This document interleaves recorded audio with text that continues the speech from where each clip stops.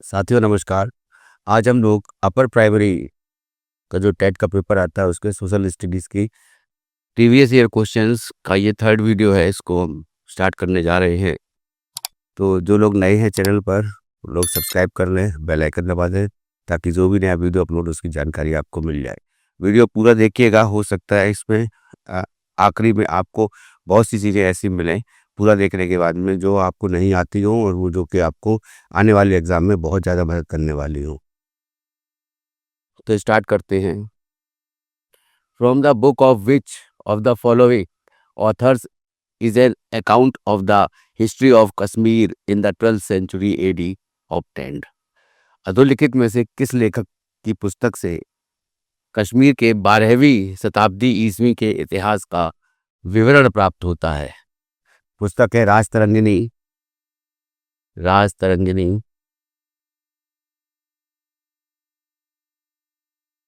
और ये पुस्तक जो है राजतरंगिणी लिखेंगे या फिर राजतरंगिणी, इसको इस तरह से कर लीजिए। राजतरंगिणी जो है ये कल्हण ने लिखी और इसमें कश्मीर के इतिहास का वर्णन है। इसका आंसर हो जाएगा सी वाला।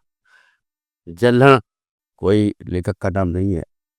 कालिदास ये चंद्रगुप्त द्वितीय के शासनकाल में नवरत्नों में से एक थे। उनके चंद्रगुप्त द्वितीय की उपाधि जो थी वो विक्रमादित्य थी। उस समय जो कालिदास हैं उन्होंने अभिज्ञान शाकुंतलम की रचना की। विक्रमवर्षीयम, मेघदूतम, ऋतुसंहारम, ये सभी जो है कालिदास की रचना है। अभिज्ञान शाकुंतलम बहुत ही प्रसिद्ध नाटक है कालिदास का। बिल्हण, बिल्हण ने विक्रमांक देव चरित्र लिखी। विक्रमांक देव चरित्र,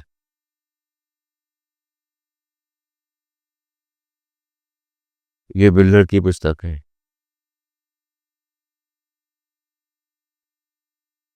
और ये चालुक्य शासक विक्रमादित्य षष्ठ छठवें के शासनकाल में था। नेक्स्ट है Meghalaya plateau is an extension of. Meghalaya का पठार विस्तार है। मेघालय का पठार जो है ये विस्तार है प्रायद्वीपीय पठार का।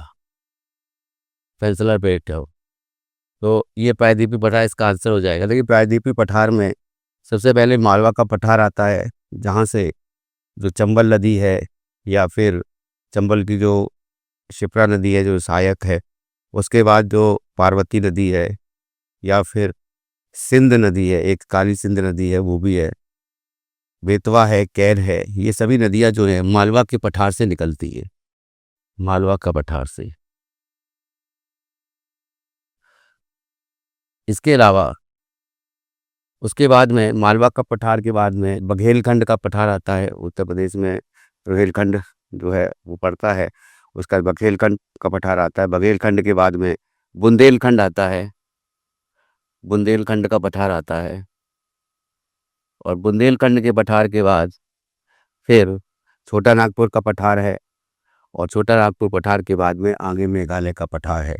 तो ये जो है पूरा जो है ये गोंडवाना लैंड जो भूमि है, गोंडवाना लैंड उसका भाग है। तो जैसा कि हम लोग को पता है कि प्री कैम्ब्रियन युग में जो गोंडवाना था और पहले पूरा पेंजिया और पेंथालासा पूरी पृथ्वी थी। पेंथालासा जो था वो सागर का पार्ट था, पेंजिया जो था वो स्थल वाला पार्ट था। तो स्थल वाला पार्ट जो है धीरे धीरे सागर महासागरों की प्लेटें और जो महाद्वीपों की प्लेटें ये आपस में टकराई। उसके बाद फिर ये महाद्वीपों का फॉर्मेशन हुआ। फिर इंडिया जो है दक्षिण से उत्तर की तरफ शिफ्ट हुआ और उसको जो है गोंडवाना लैंड का ये पार्ट रहा है इंडिया। उसी तरह नीचे वाला जो पार्ट है उसको गोंडवाना लैंड बोला गया, उसी का पार्ट इंडिया रहा। और ऊपर वाला पार्ट जो है वो लॉरेशिया बोला गया। तो लॉरेशिया वाला पार्ट जो है वो उत्तरी अमेरिका, यूरोप, ये पार्ट रहा। उसके बाद तिब्बत का पठार। तिब्बत का पठार विश्व का सबसे ऊंचा पठार है, तिब्बत में है। हिमालय पर्वत श्रेणी, इसको नवीन वरित पर्वत श्रेणी कहा जाता है, न्यू फोल्ड माउंटेन। अरावली पर्वत श्रेणी पुरानी पर्वत श्रेणियों में से एक है जो कि राजस्थान में है। इसकी सबसे ऊंची चोटी है गुरु शिखर। हिमालय की सबसे ऊंची चोटी है माउंट एवरेस्ट जो कि नेपाल में है। भारत में हिमालय की सबसे ऊंची चोटी कंचनजंगा है, जो सिक्किम और नेपाल की बॉर्डर पर है। मेनली इसको सिक्किम में बोला जाता है। नेक्स्ट आते हैं, which one of the following agents of erosion is responsible for the formation of sand dunes. निम्नलिखित में से कौन सा अपरदन अभिकर्ता बालू का स्तूपों, बालू टिब्बा के निर्माण के लिए उत्तरदायी है? ये है बिड। तो बालू जो है, बालू जो भी रेगिस्तान होते हैं, तो रेगिस्तान में जो हवा होती है या पवन होती है, पवन के वेग से वो जो कण होते हैं बालू के, वो एक स्थान से दूसरे स्थान तक जाते हैं और ये धीरे धीरे जो है बालू का स्तूप जो है उसका रूप धारण कर लेते हैं। तो ये जो है जो वायु अपर्दन है, तो वायु अपर्दन के कारण ऐसा होता है। तो ये जो है पवन इसका सही आंसर हो जाएगा। इसके निर्माण के लिए उत्तरदायी पवन है। फिर रिवर है, यहाँ पे दे रखा नदी को लेकर के भी रिवर इरोजन होता है। तो वाटर इरोजन बेसिकली जो है जल अपर्दन जिसको बोलते हैं, वाटर इरोजन, इसका क्या ये जो है, मान लीजिए नदी है कोई, और नदी के किनारे किनारे में जो किनारे हैं वहाँ पे जो मिट्टी और गाद बजरी है, वो सभी जो है धीरे धीरे उसके जल से, नदी के जल से वो धीरे धीरे जो है वो नदी में मिल जाती है और उसके जो तट होते हैं वो टूट जाते हैं, जिसके कारण बाढ़ आ जाती है। एक दूसरा जो है, नदी जब कई इस तरह से मोड़ों से होकर गुजरती है तब भी ये नदी अपर्दन होता है। तब भी ये जो इसके किनारे हैं उनके किनारे जो पार्टिकल्स हैं, कह सकते हैं जो डस्ट पार्टिकल्स हैं, या जो यहाँ पे जो मिट्टी है, वो मिट्टी जो है सॉइल जो है वो निकल जाती है।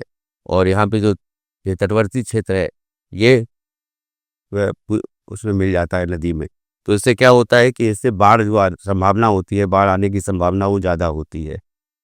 तो ये बेसिकली जो है, जैसे ऐसा देखा गया है कि चंबल नदी जो है उसमें ज़्यादा मोड़दार है ये नदी, और इसीलिए इसको गली इरोजन भी कहा जाता है। गली इरोजन जो है वो इसमें होता है,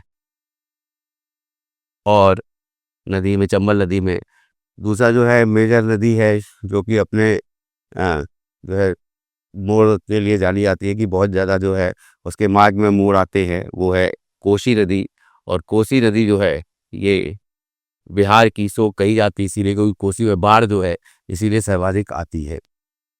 ग्लेशियर्स हैं, हिमनद, तो यहाँ पे, और फिर अंडरग्राउंड वाटर इसमें भूमिगत जल, ये ऑप्शन है। नेक्स्ट आते हैं, in which year fundamental duties were incorporated in our constitution. हमारे संविधान में मूल कर्तव्य कब लाया गया? तो पिछले क्लास में भी मैंने बताया था, उसको फिर से बता देता हूँ कि 1976 में जो 42वां संविधान संशोधन हुआ था, 42nd अमेंडमेंट एक्ट, उसके तहत, कॉन्स्टिट्यूशनल अमेंडमेंट एक्ट, उसके तहत जो है स्वर्ण सिंह समिति ने जो सिफारिश करी थी, स्वर्ण सिंह समिति के सिफारिशों के आधार पर एक समिति बनाई गई थी। तो उसके आधार पर जो है मौलिक कर्तव्य को जो है इंट्रोड्यूस किया गया उस कॉन्स्टिट्यूशन में। मौलिक कर्तव्य जो है मेनली जो है ये यूएसएसआर या रूस रशिया, उसके संविधान से लिए गए हैं। और टोटल 10 मौलिक कर्तव्य थे जो 42वें संविधान संशोधन से मौलिक कर्तव्य भारत के संविधान में लिए गए। और 10 जो कर्तव्य थे उनमें 51 का अनुच्छेद जो है वो जोड़ा गया, और भाग 4 का जोड़ा गया, भाग 4 का कॉन्स्टिट्यूशन में, जिसके तहत जो है 42वें संविधान संशोधन के द्वारा इसको जो है जोड़ करके मौलिक कर्तव्य को कॉन्स्टिट्यूशन में लाया गया। अब इसमें 11th जो नंबर का जो मौलिक कर्तव्य है वो जो है 86वें संविधान संशोधन के द्वारा उसको जोड़ा गया, और वो जो कि 2002 में हुआ। और उस संशोधन के द्वारा इसको कहा गया कि 6 से 14 साल तक के बच्चे जो है उनके लिए अनिवार्य और निःशुल्क और अनिवार्य शिक्षा का प्रावधान किया गया। तो 21 का भी मौलिक अधिकारों में जोड़ा गया था अनुच्छेद। 1978 में 44वां संविधान संशोधन हुआ। इसके बारे में भी हम बता चुके हैं कि संपत्ति का अधिकार का यहाँ से 44वें संविधान संशोधन के द्वारा जो है इसको हटा करके जो है भाग 12 में 300 का अनुच्छेद में जोड़ा गया था। और 1976 में जो ये 42वां संविधान संशोधन हुआ, इसको मैग्ना कार्टा कहा जाता है या फिर लघु संविधान भी कहा जाता है। और इस 42वें संविधान में और भी परिवर्तन किए गए, आपातकाल में परिवर्तन किए गए। आपातकाल की जो थी 52 धारा थी, तो उसमें भी आर्टिकल 352 में भी जो है करे गए जो है परिवर्तन। तो पहले जो है आर्टिकल 352 में जो आंतरिक अशांति शब्द था उसको सशस्त्र विद्रोह किया गया। उसके अलावा जो समाजवादी, अखंडता और धर्मनिरपेक्षता शब्द भी जोड़े गए थे 42वें संविधान संशोधन के द्वारा। नेक्स्ट आते हैं, in which year Panchayati Raj was first set up, सर्वप्रथम पंचायती राज का गठन किस वर्ष हुआ? तो 1957 में सबसे पहले जो है पंचायती राज का गठन होता है। और बलवंत राय मेहता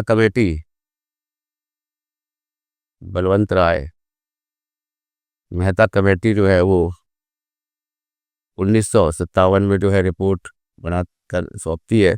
और उसके आधार पर जो है 1957 के में जो है जब ये कमेटी जो है त्रिस्तरीय पंचायती राज की बात करती है, जिसमें ग्राम स्तर पर ग्राम पंचायत, फिर क्षेत्र स्तर पर क्षेत्र पंचायत या ब्लॉक स्तर पर क्षेत्र पंचायत, उसके बाद फिर जो है जिला स्तर पर जिला पंचायत होती है। तो बलवंत राय मेहता कमेटी जो है 1959 में 24 अप्रैल 1959 में जवाहरलाल नेहरू के द्वारा नागौर में, सबसे पहले नागौर में, ये राजस्थान में पड़ता है, नागौर में स्टार्ट किया गया था पंचायती राज। तो 1959 जो है इसका आंसर हो जाएगा। उसके बाद इससे संबंधित और भी क्वेश्चन आते रहे हैं। तो 73वां संविधान संशोधन है, जैसे या 74वां संविधान संशोधन, वो भी पूछा जाता रहा है। तो जो कि कॉन्स्टिट्यूशन में इंट्रोड्यूस किया गया था जो पंचायती राज को। तो उसके बारे में मैं पिछले क्लास के जो क्वेश्चन आए हुए हैं पिछले सालों के, उसमें मैं बता चुका हूँ, उसको आप देख सकते हैं। फिलहाल आगे आते हैं, which of the following are incorporated in 73rd amendment of the constitution. अब इसके केस में यही क्वेश्चन जो है फिर से ये पूछा गया है अपर प्राइमरी में, सामाजिक अध्ययन के पेपर में, कि देखिए, तो त्रिस्तरीय पंचायत जो है वो फॉर्म करी थी बलवंत राय मेहता कमेटी के द्वारा, अनुशंसा करी थी। और बलवंत राय मेहता कमेटी के बाद में अशोक मेहता कमेटी आती है। और अशोक मेहता कमेटी के बारे जो 2 स्तरीय की बात करती है। उसके बाद में जैसे और भी कमेटियां हैं, जीवी के राव कमेटी है, सिंघवी कमेटी है, पीके थुंगन कमेटी है। तो 73वां संविधान संशोधन जो है, इसके द्वारा भाग 9 जो है जोड़ा गया संविधान में। और इसमें जो है भाग 9 में, और अनुसूची जो थी, अनुसूची वो 11वीं अनुसूची जोड़ी गई। 29 विषय लिए गए जिस पर पंचायती राज कानून बना सकता है। तो भाग 9 में 243 आर्टिकल से लेकर 243 ओ तक ये आर्टिकल जो है इसमें ये पंचायती राज से संबंधित हैं। तो इसमें त्रिस्तरीय पंचायती राज की बात की गई, जैसा कि मैंने बताया, जिला पंचायत, क्षेत्र पंचायत और ग्राम पंचायत। और ऐसी जगह पर जहाँ पर जाके जनसंख्या जो है वो 20 लाख से कम है, 20 लाख तक की जनसंख्या में ऐसा त्रिस्तरीय पंचायत की बात की गई। नगर निगम यहाँ पर नहीं आता है। नगर महापालिका से संबंधित 74वां संविधान संशोधन आया था, जिसमें नगर महापालिका और नगर पंचायत और नगर निगम की बात कही थी। जो मेट्रोपॉलिटन शहर हैं, 10 लाख की सिटी हैं, उनमें नगर निगम की बात कही गई थी बनाने की। तो ये जो है नगर निगम जो है वो 12वीं जो अनुसूची है और चैप्टर जो है वो भाग 9 का, इसके तहत जो है 74वां संविधान संशोधन किया गया था, वो भी 1993 में किया गया था। तो 73वां संविधान संशोधन 92 एक्ट बना था ये 1993 में। और 1993 में जब ये बना था तो उसके तहत जो है त्रिस्तरीय की बात कही गई थी पंचायती राज की। नेक्स्ट, तो इसमें ऑप्शन हो जाएगा ABC, यानी डी वाला ऑप्शन जो है इसमें करेक्ट हो जाएगा। नेक्स्ट आते हैं, according to the Indian constitution which of the following has been given residuary powers. Residuary powers जो हैं जिसको अवशिष्ट शक्तियाँ बोलते हैं। तो भारतीय संविधान के अनुसार निम्न में से किसे अवशिष्ट शक्तियाँ प्रदान की गई हैं? तो मैंने आपको पहले बताया था कि अनुसूची 7 में 3 सूचियाँ हैं, एक संघ सूची है, एक राज्य सूची है, एक समवर्ती सूची है और उसके बाद में रेजिडुअरी पावर भी, अवशिष्ट शक्तियाँ भी दी गई। अवशिष्ट ये जो हैं अवशिष्ट, ये इस 7वीं अनुसूची में नहीं आती है। 7वीं अनुसूची में ये तीनों आती हैं। संघ सूची में 100 विषय हैं, राज्य सूची में 61 हैं और समवर्ती सूची में 52 हैं। तो ये इतने विषय हैं जिन पर जो है संघ कानून बना सकता है, केंद्र सरकार कानून बना सकती है, राज्य सूची में राज्य सरकार कानून बना सकती है, समवर्ती सूची में राज्य और केंद्र और राज्य दोनों सरकारें कानून बना सकती हैं। अवशिष्ट सूची जो है ये बाद में लाई गई और इसमें जो है साइबर कानून को डाला गया है, साइबर कानून, तो ये याद रखिएगा। तो इसमें स्थानीय निकायों को लेकर के ये आंसर नहीं होगा ये वाला। स्थानीय निकायों में तो पंचायती राज की बात करी गई थी। स्टेट्स भी नहीं है, सेंटर भी नहीं है, सेंटर है माफ़ कीजिएगा। केंद्र सरकार जो है इस पर अवशिष्ट शक्तियों पर जो है कानून बना सकती है। तो स्टेट एंड सेंटर दोनों नहीं है। अच्छा, समवर्ती सूची भी पूछी जाती है कि कहाँ के संविधान से ली गई है, तो ये ऑस्ट्रेलिया के संविधान से ली गई है, इसको भी याद रखिएगा। ज़्यादातर जो कॉन्स्टिट्यूशन का पार्ट है वो भारत शासन अधिनियम 1935 का जो अधिनियम आया था, तो उसी का जो है ज़्यादातर पार्ट जो है वो लिया गया है भारतीय संविधान में। उसके बाद फिर ब्रिटेन के संविधान से ज़्यादातर पोर्शन जो है सेकंड नंबर पे उससे लिया गया है। फिर अलग अलग देश के संविधानों से अलग अलग पोर्शन भी लिए गए हैं। नेक्स्ट आते हैं, what is the number of जजेस in the supreme court of India? Bharat में सर्वोच्च न्यायालय में न्यायाधीशों की संख्या कितनी है? ये न्यायाधीशों की संख्या जो है वो टोटल जो है 35 है, माफ़ कीजिएगा 34 है। 34 में 33 + 1 है। तो पहले एक जो है वो चीफ जस्टिस ऑफ इंडिया है, सीजेआई है। इस समय जो है सीजेआई जस्टिस सूर्यकांत हैं, सूर्यकांत। और ये जो है 53वें सीजेआई है, 53rd सीजेआई ऑफ इंडिया है।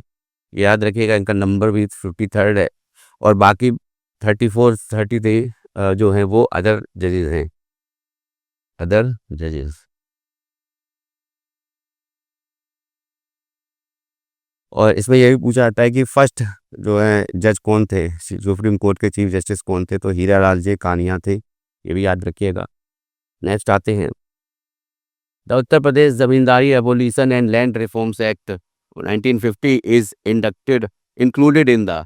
उत्तर प्रदेश जमींदारी उन्मूलन और भूमि सुधार अधिनियम 1950 अंतर्निहित हैं। तो भूमि सुधार जो है इसको लेकर के, भूमि सुधार ये 1951 में अमेंडमेंट हुआ था, फर्स्ट अमेंडमेंट कॉन्स्टिट्यूशन में। तो फर्स्ट अमेंडमेंट एक्ट आया था 1951 में, जिसके द्वारा जो है भूमि सुधार को नवीं अनुसूची में, 9th शेड्यूल में, नवीं अनुसूची में जोड़ा गया था। तो इसमें आंसर हो जाएगा बी वाला, 9th शेड्यूल। 10वीं अनुसूची यहाँ पर दे रखा है। 10वीं अनुसूची का संबंध जो है ये दल बदल से है। दल बदल जो कानून आया तो दल बदल से संबंधित है। 11वीं अनुसूची पंचायती राज से संबंधित है। 12वीं अनुसूची जो है वो नगर पालिकाओं से संबंधित है, नगर पालिका, नगर पालिकाएं। अब एक बार फिर से हम लोग रिवाइज कर लेते हैं अनुसूचियों को। आपको निश्चित बात है ये क्वेश्चन एक आ सकता है एग्जाम में। पहली अनुसूची जो है संघ और राज्य क्षेत्र के बारे में बताती है। दूसरी अनुसूची जो है वो वेतन भत्तों के बारे में बताती है, वेतन के बारे में। पहली संघ और राज्य क्षेत्र, संघ और राज्य क्षेत्र। तीसरी अनुसूची जो है वो शपथ बताती है। शपथ जो है एमपी की शपथ, एमएलए की शपथ, वो सभी शपथ जो है जितने भी कॉन्स्टिट्यूशनल बॉडी है उनकी दे रखी है उसमें। चौथी अनुसूची जो है वो राज्यसभा में जितने भी मेंबर्स हैं उन मेंबर्स के बारे में बताती है कि कितने मेंबर्स हैं राज्यसभा में, उसके बारे में। पांचवी अनुसूची जो है वो अनुसूचित क्षेत्रों के बारे में, scheduled area and tribal area के बारे में बताती है। छठवीं अनुसूची जो है वो असम, त्रिपुरा, असम, मेघालय, त्रिपुरा और मिजोरम। तो ये 4 स्टेट जो हैं इनके लिए जो विशेष प्रोविज़न किए गए हैं जो शेड्यूल्ड एरिया और शेड्यूल्ड ट्राइबल एरियाज़ में, तो उनके बारे में जो है असम, मेघालय, त्रिपुरा और मिजोरम, इन राज्यों के बारे में है कि शेड्यूल्ड एरियाज़ के बारे में है, शेड्यूल्ड ट्राइबल एरियाज़ के बारे में है। 7वीं अनुसूची मैंने बता दी है कि उसमें 3 सूचियाँ हैं, केंद्र सूची, राज्य सूची, संघ सूची, राज्य सूची और समवर्ती सूची या केंद्र सूची भी बोल सकते हैं संघ सूची को। 8वीं अनुसूची जो है भाषाओं के बारे में है, 22 भाषाएं हैं जो संविधान में जो है 22 भाषाएं जो दी गई हैं कि जो कि क्षेत्रीय भाषाएं भी हैं, तो और जो संविधान में इंक्लूड की गई है। उसके बाद जो है 8वीं हो गई, 9वीं अनुसूची जो है उसमें भूमि सुधार हो गया, 10वीं अनुसूची में दल बदल हो गया और बाकी 11वीं में पंचायती राज और 12वीं में नगर पालिकाएं हो गया। ठीक है, नेक्स्ट आते हैं। नेक्स्ट है who was the constitutional adviser of the constituent assembly.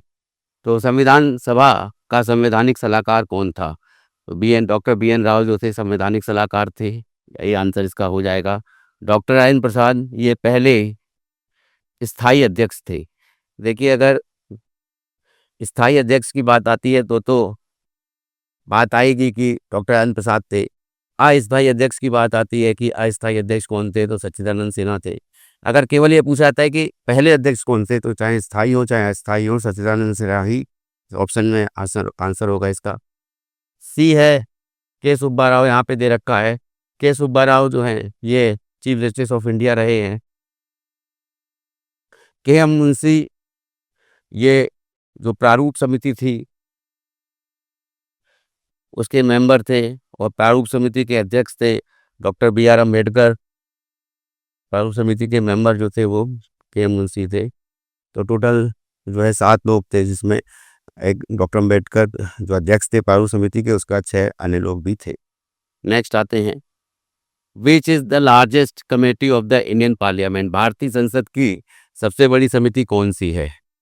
देखिए, जो सबसे बड़ी समिति है वो एस्टीमेट कमेटी है, प्राक्कलन समिति। इसमें 30 सदस्य होते हैं, 30 सदस्य होते हैं और 30 के 30 जो हैं वो लोकसभा से होते हैं। जितनी भी समितियां हैं उसमें वित्तीय समितियां जो हैं, ये तीनों वित्तीय समितियां यहाँ दे रखी हैं। Estimate committee, committee on public undertaking and public accounts committee, सार्वजनिक उपक्रम की कमेटी, लोक लेखा समिति और प्राक्कलन समिति। जो एस्टीमेट कमेटी है, लोक लेखा समिति है और सार्वजनिक उपक्रम समिति, तीनों जो है वित्तीय समितियां हैं। बाकी अन्य समितियां भी होती हैं। जो सार्वजनिक उपक्रम की समिति है उसमें 22 सदस्य होते हैं, 15 जो है लोकसभा से और 7 जो है राज्यसभा से। इसमें भी ऐसा है, राज्यसभा उच्च सदन है, लोकसभा निम्न सदन है, हम लोग जानते हैं। पब्लिक अकाउंट्स कमेटी में भी 22 सदस्य होते हैं, ऐसे ही 15 लोकसभा से, 7 राज्यसभा से। तीनों समितियां जो हैं ये बेसिकली सार्वजनिक उपक्रम समिति जो है वो ये जितनी भी पब्लिक अंडरटेकिंग गवर्नमेंट की, जो केंद्र सरकार की पब्लिक अंडरटेकिंग कंपनीज है, तो उसके जितने भी खाते होते हैं, लेखा जो होता है उसका परीक्षण करती है। और उसी तरह से प्राक्कलन समिति और लोक लेखा समिति, तो इनको बहनें कहा गया है, जुड़वा बहनें कहा गया है एक दूसरे की।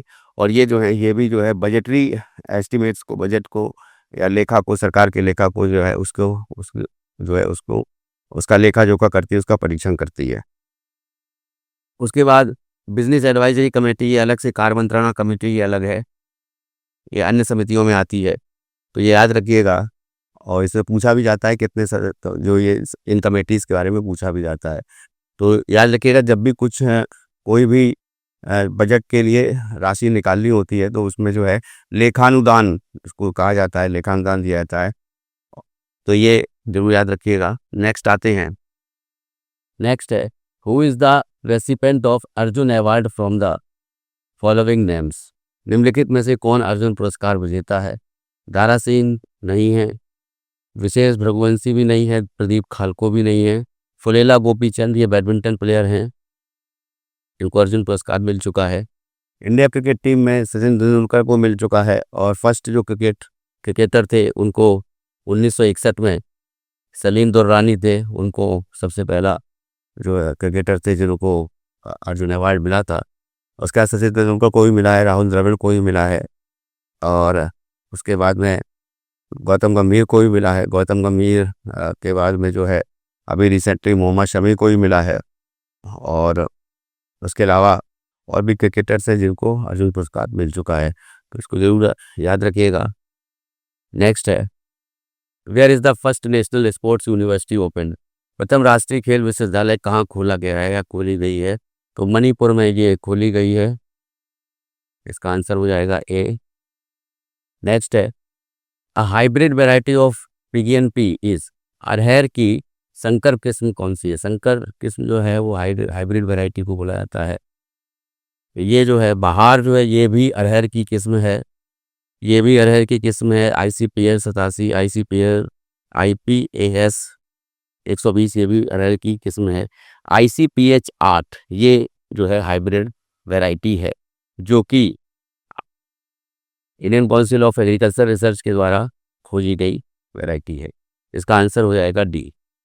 नेक्स्ट है, which one of the following state is called as? किस राज्य को सोयाबीन राज्य कहा जाता है? निम्न में से सोयाबीन राज्य कौन सा है? इस कॉल्ड है सोयाबीन स्टेट। तो सोयाबीन स्टेट हम लोग जानते हैं किसको कहा जाता है, कि सोयाबीन स्टेट जो है वो मध्य प्रदेश है, जो कि सबसे ज़्यादा सोयाबीन जो है उत्पादन वहीं पर होता है। इसलिए इसका आंसर हो जाएगा डी वाला जो है, इसका आंसर हो जाएगा। अगर मैं देश की बात करूं, कौन सा कंट्री जो है देश जो सोयाबीन का उत्पादन सर्वाधिक करता है, तो वो है ब्राज़ील। ब्राज़ील के बाद फिर नंबर 2 पर USA है, नंबर 3 पर अर्जेंटीना है। अर्जेंटीना। नेक्स्ट आते हैं, which one of the following is popular system of planting in hill region? निम्नलिखित में से बाग लगाने की कौन सी विधि पहाड़ी क्षेत्रों में अपनाई जाती है? ये विधि जो है कंटूर विधि इसको कहा जाता है। अब इसमें समोच्च विधि कहा गया है। जैसे मान लीजिए पर्वत है, और पर्वत में अलग अलग जगह पर ऊंचाई में, मान लीजिए एक ऊंचाई ये है तो दूसरी समानांतर ऊंचाई दूसरी जगह, तो वो समानांतर ऊंचाई जो है वो समानांतर ऊंचाई पर जो है एक ही फसल को जो है उगाई उगाई जाती है। तो समानांतर ऊंचाई पर दो उगने वाली जो फसलें होती हैं, तो उसको समान बिंदु को, या फिर एक कह सकते हैं कि एक जो हाइट है वो पर्टिकुलर हाइट को जो है दोनों साइड से जो है बराबर होनी चाहिए। तो इसीलिए उसको जो है समोच्च कहा जाता है। कंटूर जो है क्षेत्रों में जो है जो बाग लगाने के लिए जो पहाड़ी क्षेत्रों में अपनाई जाती है वो कंटूर समोच्च जो है प्रकार की जो है बाग लगाने की विधि जो है ये अपनाई जाती है। स्क्वायर वर्गाकार है, षटभुजाकार है, ये नहीं है। क्विंकक्स, क्विंकन्स या फिर एकांतर, एकांतर भी यूज़ की जाती है। तो ये जो है मान लीजिए 4 कोने हैं, और 4 कोनों के बाद में यहाँ पर इन 4 कोनों के बीच का जो सेंटर है, तो ये अलग अलग जो कोने हैं और सेंटर है, तो ये एक मान लीजिए रेक्टेंगुलर है, रेक्टेंगल है, या कोई स्क्वायर है। तो इस तरह से जो है ये जो शेप कहलाता है। तो ये जो है इस तरह से जो कृषि की जाती है, तो अ, उसको जो है एकांतर या क्विंकस क्विकनक्स कृषि कहा जाता है। ठीक है, नेक्स्ट आते हैं, protective nutrients in the balance diet are? संतुलित आहार में सुरक्षात्मक पोषक तत्व हैं। तो पोषक तत्व जो होते हैं वो विटामिन और मिनरल्स होते हैं। तो विटामिन और खनिज लवण जो है वो पोषक तत्व कहे जाते हैं। नेक्स्ट आते हैं, trypsin enzyme is helpful in which action? Trypsin enzyme किस क्रिया में सहायक होता है? तो ट्रिप्सिन एंजाइम जो है हम लोग जानते हैं कि प्रोटीन को, ट्रिप्सिन एंजाइम के प्रेजेंस में प्रोटीन जो है वो अमीनो एसिड में टूटता है। Amino acid. तो एमिनो एसिड में का फॉर्मेशन जो है प्रोटीन के पाचन में, इसका ट्रिप्सिन एंजाइम का जो है इम्पोर्टेंट रोल होता है। तो डाइजेशन ऑफ प्रोटीन, और डाइजेशन ऑफ प्रोटीन बेसिकली जो है प्रोटीन पाए कहाँ जाते हैं, ये ट्रिप्सिन एंजाइम कहाँ पाया जाता है, ट्रिप्सिन एंजाइम जो है ये पेनक्रियाज में पाया जाता है, अग्नाशय में। और जो डाइजेशन होता है वो तो हम लोग जानते हैं कि जो स्मॉल इंटेस्टाइन है, आंत में, छोटी आंत में होता है। नेक्स्ट आते हैं, नेक्स्ट है नैन द चिकन पॉक्स वायरस चेचक के विषाणु का नाम है बेसिलस टाइफोसस। ये टाइफॉइड का विषाणु है, जीवाणु है, माफ कीजिएगा, बैक्टीरिया है, जिसको सल्मोनेला टाइफाई भी कहते हैं। टीएबी वैक्सीन जो है वो लगाई जाती है, टीएबी वैक्सीन इसी के लिए। वेरियोला वायरस, ये आंसर इसका हो जाएगा। वेरियोला वायरस जो है ये चिकन पॉक्स के लिए होता है, तबाही होता है, चेचक के विषाणु उसको बोला जाता है। एंट अमीबा हिस्टोलिटिका, एंट अमीबा हिस्टोलिटिका ये डाइसेंट्री जो हो जाता है, पेचिश हो जाती है, पेट खराब हो जाता है, तो डाइसेंट्री के लिए उत्तरदायी होता है ये। विब्रियो कॉलराई, ये वायरस जो है ये कॉलरा के लिए होता है, कॉलरा। नेक्स्ट आते हैं, safer method is used for, safer विधि का प्रयोग किया जाता है। देखिए सेफर विधि का प्रयोग क्या है कि जैसे पानी में कोई व्यक्ति जब डूबने लगता है तो मान लीजिए उसको बचाया जाता है, बचाने के बाद में उसको पलट करके और पीठ पे जो है उसको 1-2 सेकंड के लिए उसको जो है ऊपर से दबाया जाता है, पुश किया जाता है, तो लोग जानते हैं इस क्रिया को, इसी को सेफर मेथड कहते हैं। तो ये क्या है कि समवन हु इज डोविंग, रोगी के पानी में डूबने पर, हाँ, तो उसी डूबने पर जो है इस विधि का प्रयोग किया जाता है। उसको उल्टा करके जो है लिटाया जाता है, फिर उसके बाद उसकी पीठ पर जो है उसको प्रेस किया जाता है ताकि पानी बाहर निकल जाए और ऑक्सीजन जो है वो उसका फ्लो होने लगे। तो आंसर इसका हो जाएगा बी वाला। नेक्स्ट है, विच of the following is the national aquatic animal of India. निम्न में से किसे भारत का राष्ट्रीय जलीय जीव कहा जाता है। तो भारत का राष्ट्रीय जलीय जीव डॉल्फिन को, गंगा डॉल्फिन को कहा जाता है, गंगेटिक डॉल्फिन। तो गंगेटिका डॉल्फिन जो है, अब ये 2010 में ये घोषित किया गया था भारत सरकार के द्वारा राष्ट्रीय जलीय जीव को, इसको डॉल्फिन को, गंगेटिका डॉल्फिन को। डॉल्फिन मेनली जो है गंगा में पाई जाती है, ब्रह्मपुत्र में पाई जाती है, कर्णफूली नदी जो है वो भी पूर्वोत्तर में पड़ती है, वहाँ पर भी ये डॉल्फिन पाई जाती है। तो इसका आंसर हो जाएगा डी वाला। तो राष्ट्रीय जलीय जीव जो है वो डॉल्फिन है। अगर ये पूछा है कि किस राज्य ने सबसे पहले जो है डॉल्फिन को जो है अपनाया था, या डॉल्फिन को जो राज्य का जलीय जीव घोषित किया था, तो वो किया था बिहार ने, इसको भी याद रखिएगा। बाकी परियोजनाएं अगर मान लीजिए पूछ ली जाती हैं कि कौन से पशु से संबंधित परियोजना कौन सी है, तो ये याद रखिएगा, कछुआ परियोजना ये 1975 में आई, घड़ियाल और मगर परियोजना ये भी 1975 में ही आई थी। 1973 में टाइगर प्रोजेक्ट आया था, 1992 में हाथी प्रोजेक्ट आया था, 1987 में गैंडा प्रोजेक्ट आया था, उससे पहले 1970 में थामिन मृग और दूसरा जो कस्तूरी मृग होता है वो 1970 में वो परियोजना आई थी।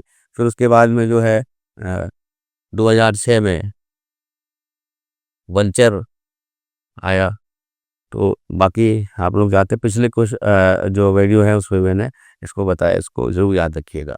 नेक्स्ट है, which year forest conservation act was passed, किस वर्ष वन संरक्षण अधिनियम पारित किया गया था। भारतीय वन संरक्षण अधिनियम। तो पहला तो एक वन संरक्षण अधिनियम जो था उसको वन संरक्षण ना बोल करके भारतीय वन अधिनियम बोला गया था, भारतीय वन अधिनियम। अगर ये शब्द आता है, भारतीय वन अधिनियम पूछा जाता है, तो आप 1927 को लिखेंगे। और अगर भारतीय वन अधिनियम के अलावा अधिनियम की बात आती है यहाँ पे, तो संरक्षण प्रोटेक्शन एक्ट की बात आती है, तो हम 1980 पे जाएंगे कि भारतीय वन संरक्षण अधिनियम 1980 में आया। उसके बाद 1988 में इसमें संशोधन किया गया था, ये भी पूछा जाता है। पर्यावरण संरक्षण अधिनियम 1986 में आया, इसको भी याद रखिएगा। 1972 में वन्य जीव संरक्षण अधिनियम आया, 1972 में वाइल्ड लाइफ प्रोटेक्शन एक्ट, ये भी पूछा जाता है एग्जाम में। नेक्स्ट आते हैं, which of the following is not a green house effect gas, निम्नलिखित में से कौन सा हरित गृह प्रभाव गैस नहीं है। तो ग्रीन हाउस गैसेस वो गैसेस होती हैं जो कार्बन का एमिशन करती है। तो मीथेन कार्बन का एमिशन करती है, ये भी ग्रीन हाउस गैस है। कार्बन डाइऑक्साइड भी ग्रीन हाउस गैस है। ओजोन भी ग्रीन हाउस गैस है। नाइट्रोजन ये ग्रीन हाउस गैस नहीं है। ये इसका आंसर हो जाएगा बी वाला। एटमॉस्फेयर में सबसे ज़्यादा जो है वो नाइट्रोजन है, और कितनी है वो 78.08% है। फिर ऑक्सीजन है 20.8% है, या इसको कह सकते हैं कि 9 21% है। उसके बाद ऑर्गन है, आर्गन जो है ये 0.09% है। उसके बाद CO2 है जो कि 0.04% है। तो ये याद रखिएगा, वो NDA की एग्ज़ाम में, पिछले एग्ज़ाम्स में, NDA में, नेशनल डिफेंस एकेडमी के एग्ज़ाम में ये पूछा जा चुका है। हो सकता है कि टेट में भी आए।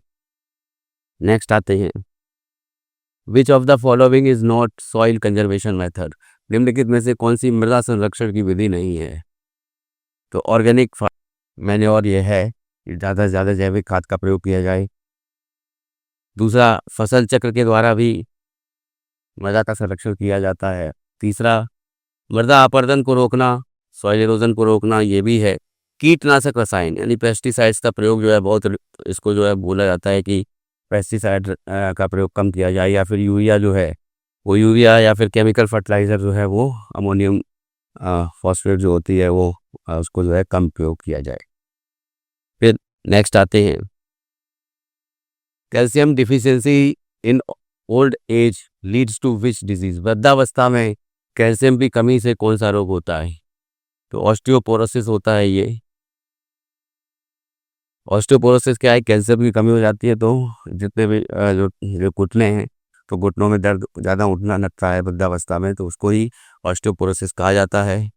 ऑस्टियोमलेशिया और रिकेट्स ये विटामिन डी की कमी से होता है। विटामिन डी सूर्य से हम ज़्यादा से ज़्यादा हमको मिलता है।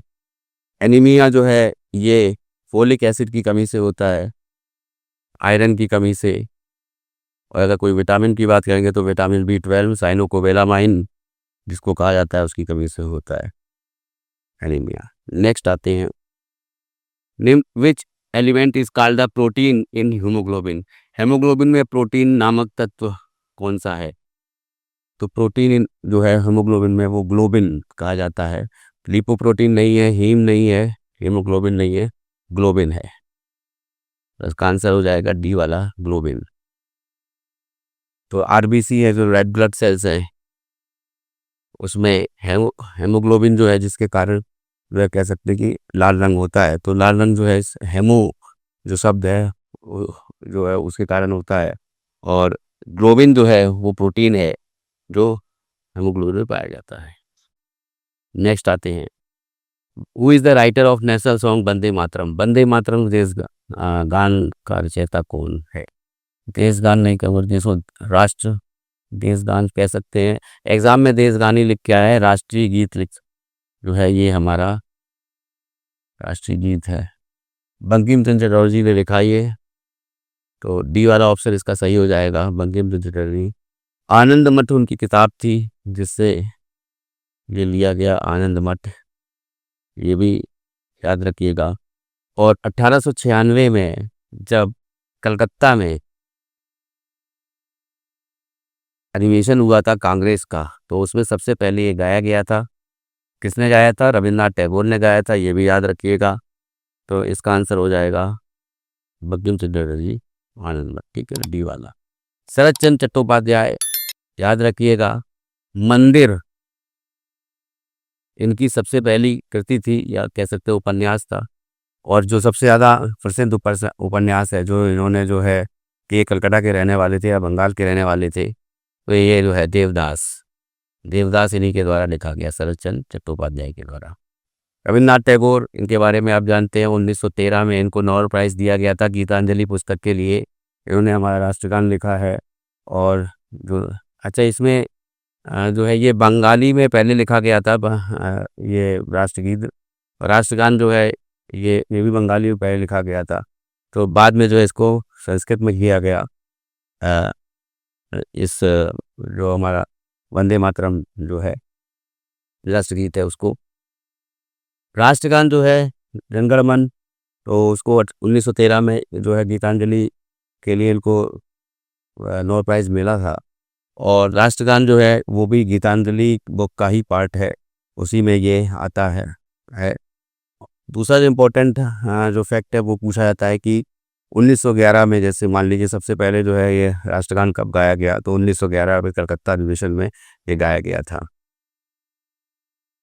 अमीर खुसरो का नाम यहाँ आता है। तो अमीर खुसरो जो है ये भी ये जो है ये तूतिए हिंद इनको कहा जाता है। और ये जो है कवि और लेखक थे। जो सल्तनत काल था उसमें अलाउद्दीन खिलजी के दरबारी कवि थे। और दूसरा जो इम्पोर्टेंट है कि निजामुद्दीन औलिया के शिष्य थे। जो निजामुद्दीन औलिया जो सूफी संत रहे हैं, तो सूफी गीत ये गाया करते थे, सूफी कवि थे। और दूसरा जो है इनको तूतिए हिंद, जैसा कि मैंने बताया, कहा जाता है, तो ये याद रखिएगा। और बलबन से लेकर के तुगलक तक का पूरा राजवंश जो है इन्होंने देखा था, अमीर खुसरो ने। नेक्स्ट है CN, कार्बन, सामान्य मृदा में कार्बन और नाइट्रोजन और the C carbon and nitrogen का जो रेशियो है वो नॉर्मल सॉइल में कितना होता है, सामान्य मृदा में कार्बन नाइट्रोजन अनुपात कितना होता है, तो ये होता है 10:1 रेशियो, 10 भाग कार्बन और 1 भाग नाइट्रोजन। नेक्स्ट आते हैं the relative proportion of soil separates in the particular soil is called. विशिष्ट मृदा में मृदा वर्ग कणों को अपेक्षित अनुपात को क्या कहते हैं, तो मृदा वर्ग के कणों को जो विशिष्ट मृदा में सॉइल टेक्सचर बोलते हैं। तो अलग अलग मृदा के कण होते हैं, तो वो कण जो है मिलकर के जो है एक मृदा का फॉर्मेशन करते हैं, तो ये जो है वो सॉइल टेक्सचर कहलाता है। उसका जो है रंग किस तरह का है, तो वो जो है सॉइल टेक्सचर कहलाता है, मृदा कणाकार कहलाता है। तो इसका आंसर हो जाएगा डी। तो ये जो है इंपॉर्टेंट क्वेश्चंस जो इसको हम कभी जो है चला रहे हैं, प्रीवियस ईयर क्वेश्चंस हैं ये सभी। जो प्रीवियस ईयर क्वेश्चन हैं, PYQs हैं सामाजिक विषय के। तो सामाजिक अध्ययन का जो पेपर आता है अपर प्राइमरी का, उसके सॉल्यूशंस हैं ये। एक तरह से वो क्वेश्चंस हैं जो आए हुए हैं पेपर में, अभी तक 2011 से स्टार्ट हुआ है जब टेट, तब से। तो इसको आप ज़रूर जो है इन क्वेश्चंस को रिवाइज कर लीजिएगा। इसीलिए मैं ये जो है वीडियो का फॉर्मेशन कर रहा हूँ, ताकि आप जो है ये वीडियो बना रहा हूँ ताकि आप जो है अच्छी तरह से इसको समझ सकें, देख लें। तो इस वीडियो में इतना ही। बहुत बहुत धन्यवाद।